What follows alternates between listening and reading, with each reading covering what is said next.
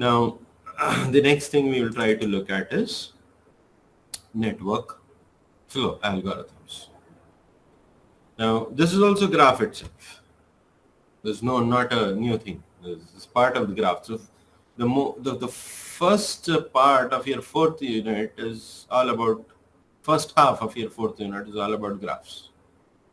So we have seen the graph with respect to, we have taken a graph, we have computed breadth first search, we have seen depth first search, then we talked some theory about those graphs, that is articulation point, who's bi-connected, which are the connected components, strongly connected graph, bi-connected, so and so things.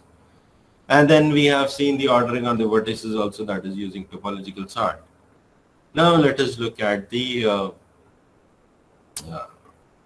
what do we call this network flow part or network flow algorithms.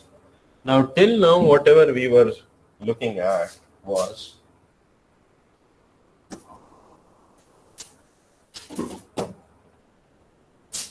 whatever we were looking at was about the graphs which has edges. We're not concerned about the cost of the edge now.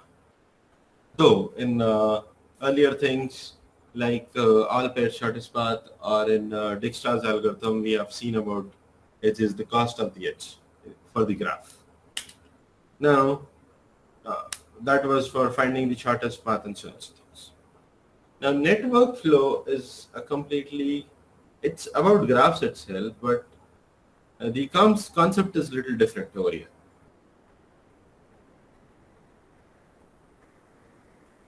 Now consider the graph.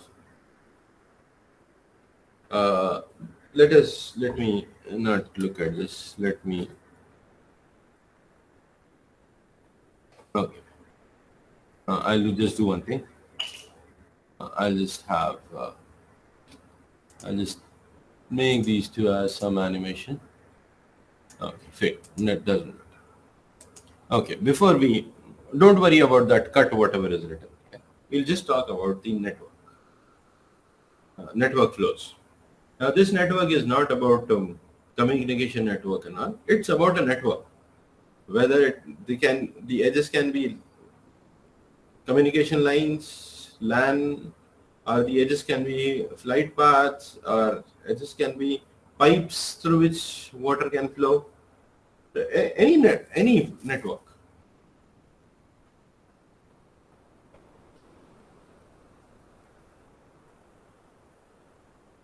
No. The thing is, till now, the weights of the edges, what we have considered, has taken that to be the whole, what do you call, if it's a distance, if it's what do we call, flight path, or if it's speed, they have taken it as a whole value. So here, in this graph, there is an edge between S to V1. There is an edge between V1 to V4. The cost of this edge between V1 to V4 is 2. Cost of the edge between S to V1 is 7. So these things, actually whatever we have considered, is considered or taken into as a whole.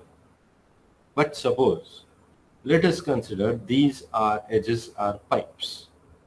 From S to V is one pipe.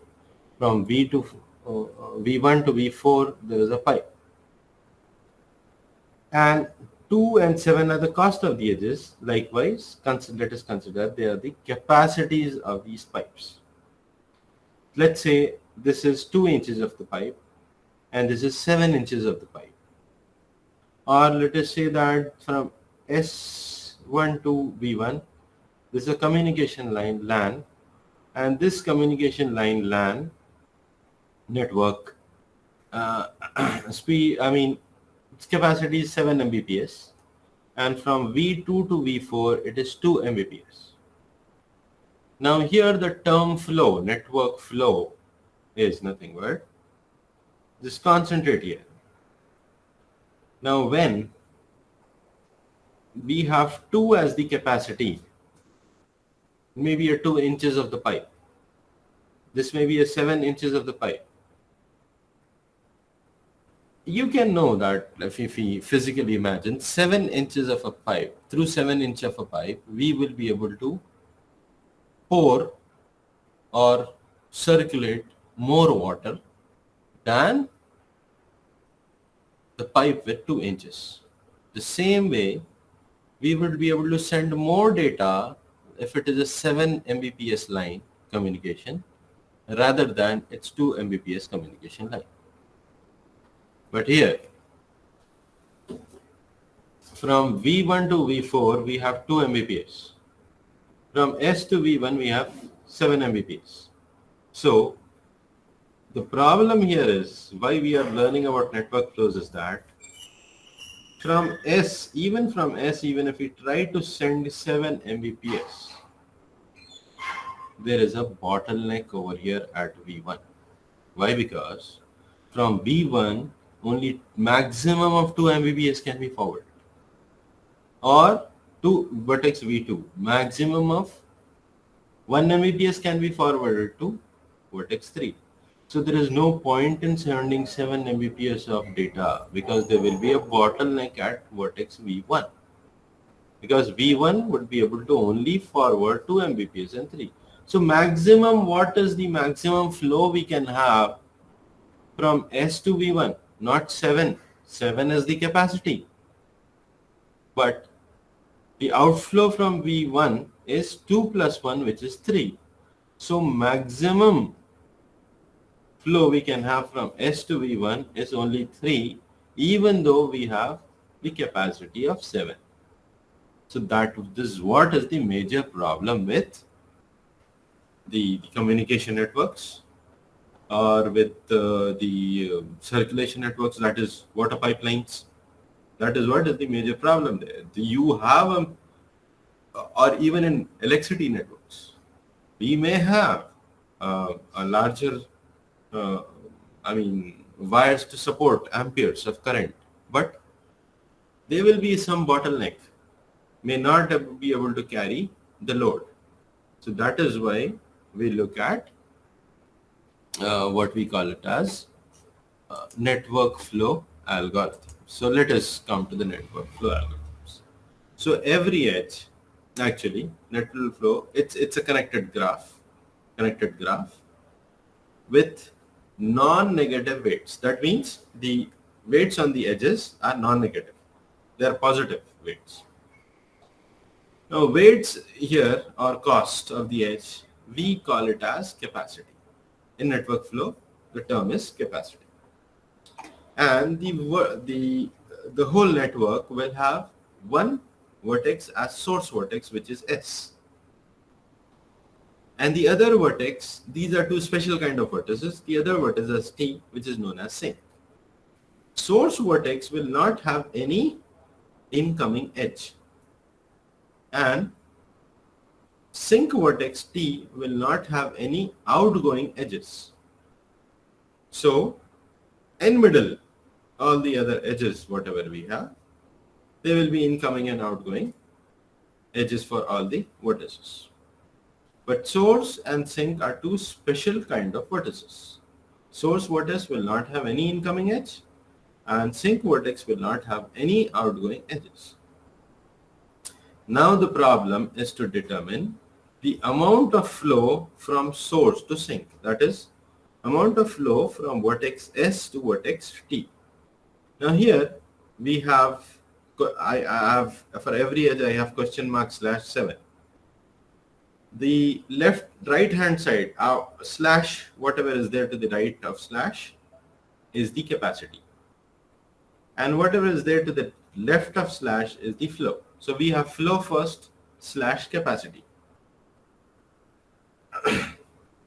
One more thing to remember. Flow cannot be more than the capacity. Because you cannot try to push something into a pipe which doesn't have that much capacity. So flow is always less than equal to the capacity. So right now we don't know the flow. That is why I have question marks everywhere. let us look at the proper definition of a flow. A flow is the assignment of a value. That is question marks what we have. We assign some value to that question mark, some value f to each edge, which satisfy the property that flow should be zero between 0 to capacity. Cannot be negative flow, and we cannot have flow more than the capacity. This is known as capacity rule. And for every edge, excluding source and sink, that is from excluding source and S and T, incoming flow should be equal to outgoing flow. This is known as conservation rule. So these two rules we have to remember, that capacity or flow cannot be negative and cannot be more than the capacity. And apart from source and sink vertex, incoming flow should be equal to outgoing flow.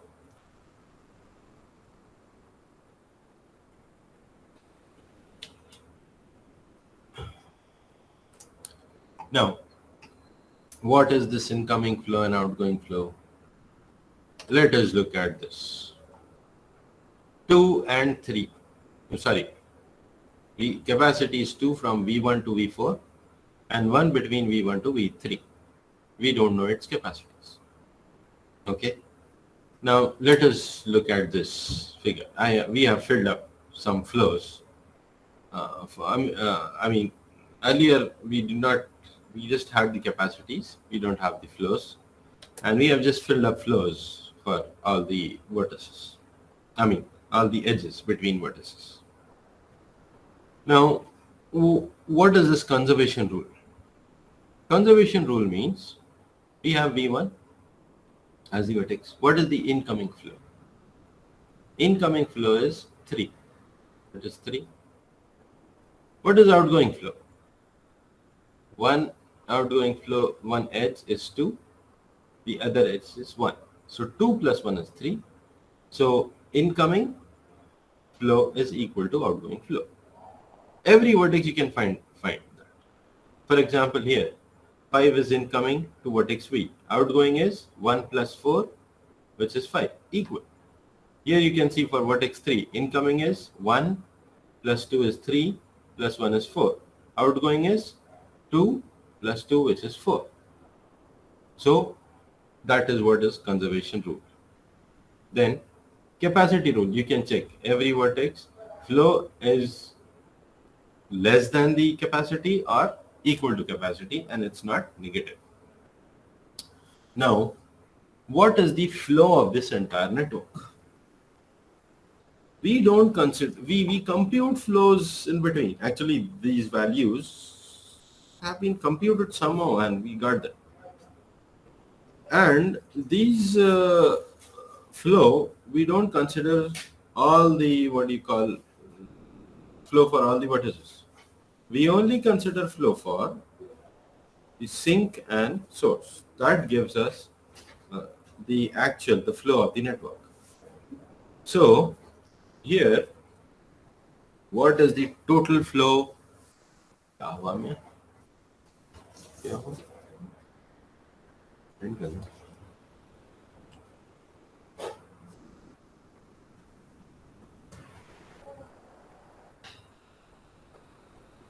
खाली दिए थे ना जी ये फिर format बनाए क्या है ये आज डेट 7 थैंक यू शुक्रिया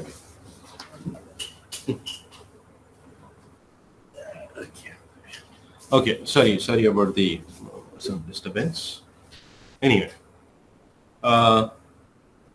so what is the flow of the network? So for the flow we only have to look at the flows for the source or the sink. Now, what is the flow for the sink? We have vertex, from V4 to V10, from V4 to T, we have the flow as 4. Capacity is 6, don't worry. We are not bothered about capacity, we are bothered about flow. So it is 4. Then there is another incoming edge whose flow is 2. So 4 plus 2 is 6. Then again we have another incoming edge whose flow is 4. So 6 plus 4 is 10. Now remember, this will be same. The incoming flow at vertex T will be same as the outgoing flow from the source. Incoming flow at the sink will be same as incoming flow from the source. If it is not same, then there is some problem. Now look at source. What is the outgoing from source? 3 is the flow. 3 plus 2 is 5. 5 plus 5 is 10, which is equal to incoming flow at sink. So flow for this, now what is that graph is 10. Now how we found these numbers, and that is done through capacity rule and conservation rule. So we can randomly assign values and check whether capacity and conservation rule applies or not. But actual thing is, what do we need to find? We have to find the maximum flow, which is possible. So this is a maximization problem. Network flow algorithm is a maximization problem. Network flow algorithm is a maximization problem.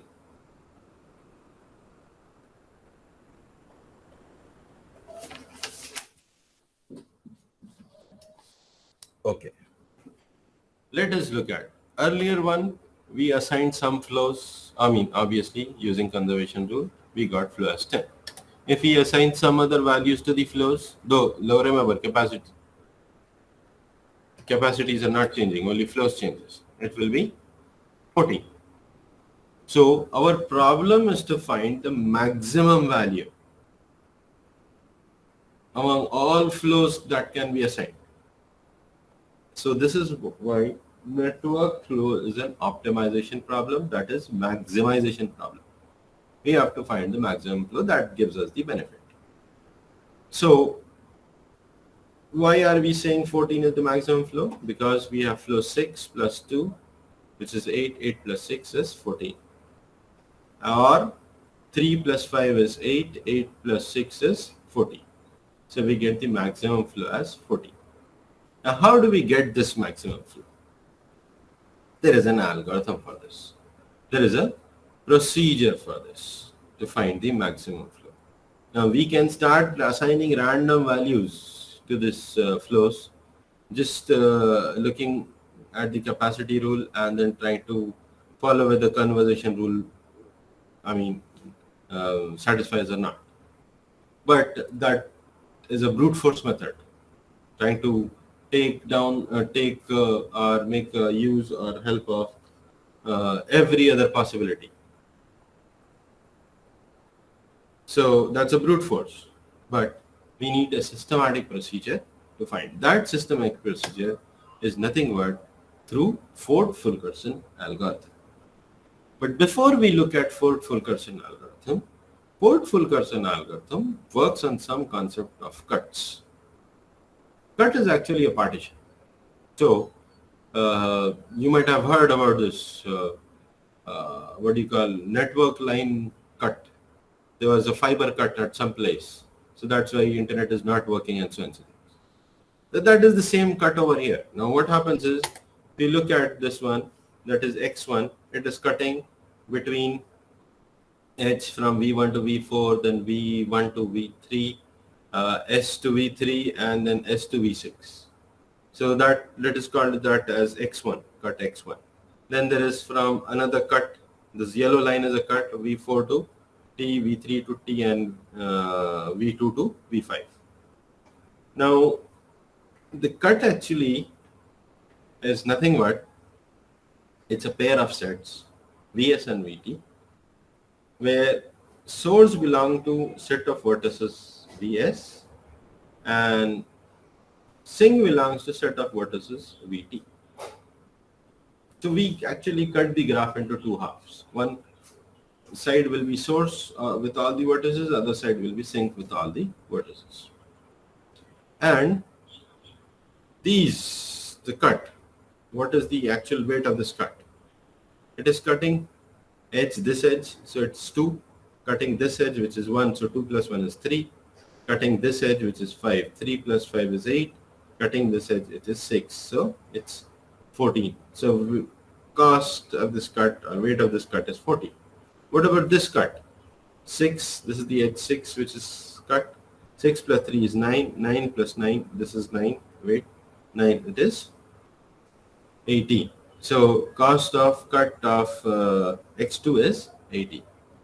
So this is one other term there, cut. So what basically does is you will come to understand when you look at Fulkerson algorithm why we are making use of this cut, because we are finding the augmenting paths.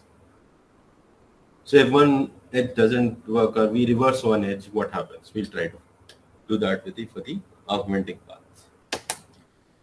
Now, let us look at another term known as residual capacity. This is also because of finding to find max flow algorithm. That's for that. So residual capacity nothing but it's a difference between the flow, the capacity and the flow. So capacity minus the flow will give us the residual capacity. For example, from V1 to V4, capacity is 2 minus flow is 2, so residual capacity is 0. That means there is nothing left that we can assign to it. So residue is 0 over. Then from V2 to V5, capacity is 9. 9 minus 6 is 3. So residual capacity for V2 to V6, this edge is 3. Then all the edges from source to sink will be forwarding edges. That is, the edge which goes on the path along with 2 to 6 will be a forwarding edge. And there is also a concept known as backward edge. Backward is not a forward edge, but with non-zero flow. So we can make a forward edge as a backward edge, but that edge should have a non-zero flow. Now, this is very important term known as augmenting path. In network flow, this is a very important term known as augmenting path. It is a path from source to the sink with non-zero residual weight.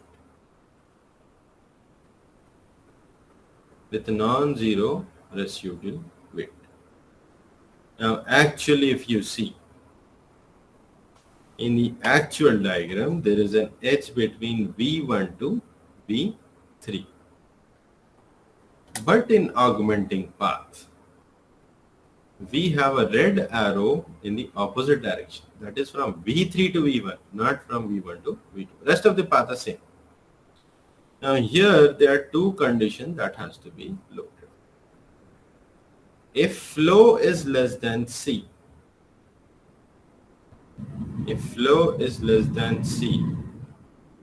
then the edge is a forward edge. Here flow is less than capacity, yes, it's a forward edge. It's going towards, forward edge means the edges which are going towards the sink. Is flow less than capacity? Yes, so it's forward edge. Is flow less than capacity? No. Flow is not less than capacity. It is equal to capacity, but it's not less than capacity. So this edge from V1 to V3 can be a backward edge. So backward edge means we turn its orientation.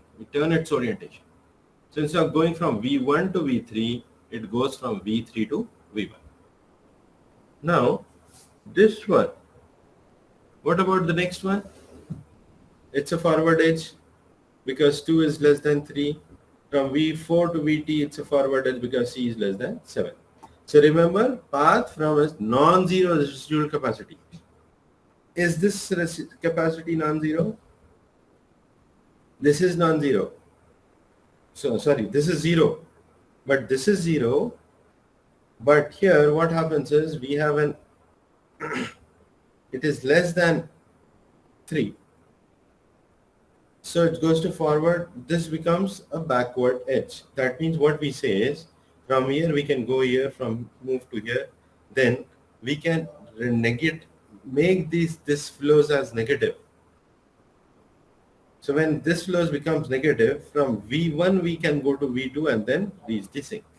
That is what is augmenting path. Remember, augmenting path is path from source to sink with non-zero residual capacity. This zero is not it's a flow of zero. It's not residual. This one because 3 minus 0 is 3, not 0, non-zero. But here we have 1 minus 1, which will be 0. But when this is 0, we try to make it as backward edge and forms an augmenting path. Now let us look at the fourth Fulkerson's algorithm. Initially, all the question marks what I had will be 0. Here I am having 2 because this is a second step because I have taken the augmenting path. Every flow of the edge will be 0. We initialize to 0. Then let us consider the augmenting path. Augmenting path is a path itself from first augmenting path, S to V1. See, remember, you can choose any path, doesn't matter. You can choose any path, doesn't matter. So, S to V1, V1 to V4, V4 to VT. S to V1, V1 to V4, V4 to T. Now, why I have chosen this path? Because there will be some flow which will be whose residual capacity will be 0. That is in this case. So here there is a path from S to V1, V1 to V4, V4 to T. So S to V1, how much can we flow? Initially it is 0. Here also 0, here also 0. So we have to see what is the minimum capacity of this path. Capacity is 7, it is 6, it is 2, it is 6. Minimum capacity is 2. So we add 2 to the flow. So that is why we have added 2. So this is 2 and 7. This is 2 and 2. This is 2 and 6. So one edge's residual capacity has become 0. Then we will choose another residual path. We have to move now till we have to do, not residual path. We will choose another augmenting path. Let us choose augmenting path from S to V1, S to V1 to V3, then to T. So S to V1, V1 to VT, T. What is the minimum flow? From S to V1 is 7, from V1 to V3 it is 1, from V3 to T it is 3. So minimum is 1. So we add 1. So here it becomes 1, it was 0, becomes 1, here it was 2, now it has become 3. We added one more flow to that. Then we choose another residual path. Let us say from S to V3, V3 to V4, V4, then V4 to T. S to V3, V3 to V4, V4 to T. So S to V3 is 5 flow, V3 to V4 it's 5, V4 to T, how much is the flow? 6? No, we have to consider residual flow actually. Minimum of the residual flow. So even for the first path also it was minimum of the residual flow. Though directly we had everything 0, minimum was 2. So we have just taken 2, added 2 to everyone. Then next path also minimum was 1. So actually this is not the minimum capacity. It is actually minimum of the residual flow. So it was 0. So 1 minus 0 is 1 itself. So it will be 1 itself. So if nothing is filled, that means that's the capacity, residual capacity, that itself. So it is the residual capacity. If the flow is 0 initially, then you can directly take the capacity itself as the minimum. But it is actually the residual capacity. So in the previous case, minimum, when we are considering S to V3, VT to V4, V4 to T, its residual is 5, the first one. The second edge residual is 5. Third edge residual is 4. So minimum is 4. So when we take this path from S to V3, VT to V4, V4 to T, we had 4. So when we add 4 to 2, it becomes 6. 5 was 0, so it becomes 4.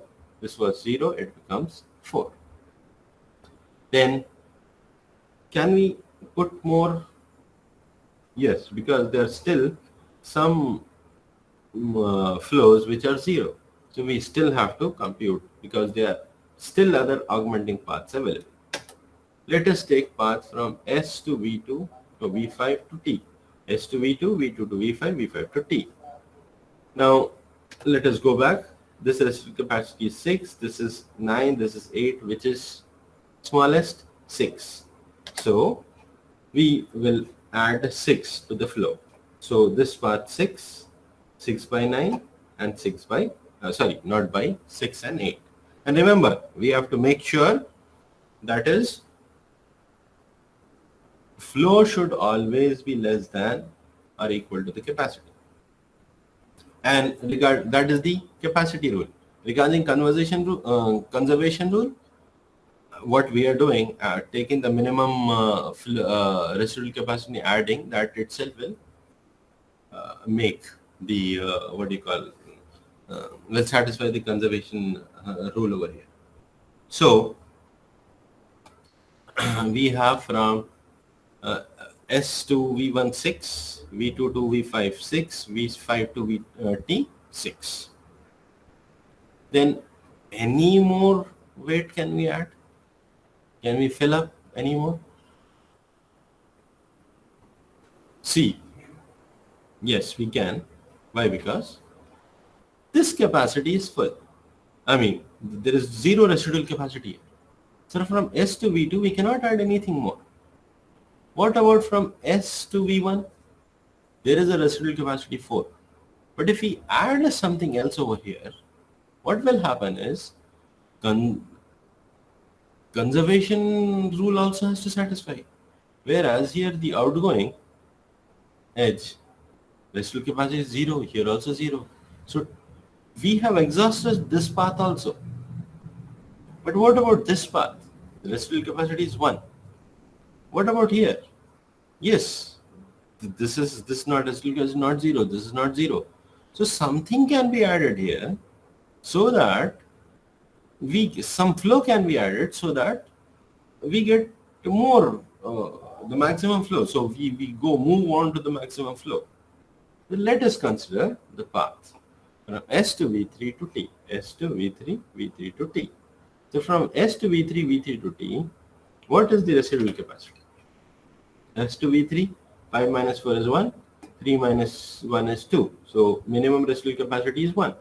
So we add 1 over here. So 4 becomes 5, 1 becomes 2. So that is what? 4 becomes 5, 1 becomes 2. Now can we add anything else? Any other augmenting path is available? No. We have seen from S to V1 capacity is the flow is exhausted. From S to V3 there is no residual flow. From S to no residual capacity actually. S to V3 there is no residual capacity.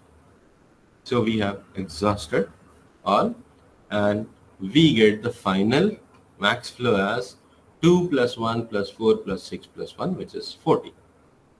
So this you can see from here also incoming flow 6 plus 2 is 8, 8 plus 6 is 40. The outgoing flow for S 3 plus 5 is 8, 8 plus 6 is 40. So this is how Ford-Fulkerson algorithm will work.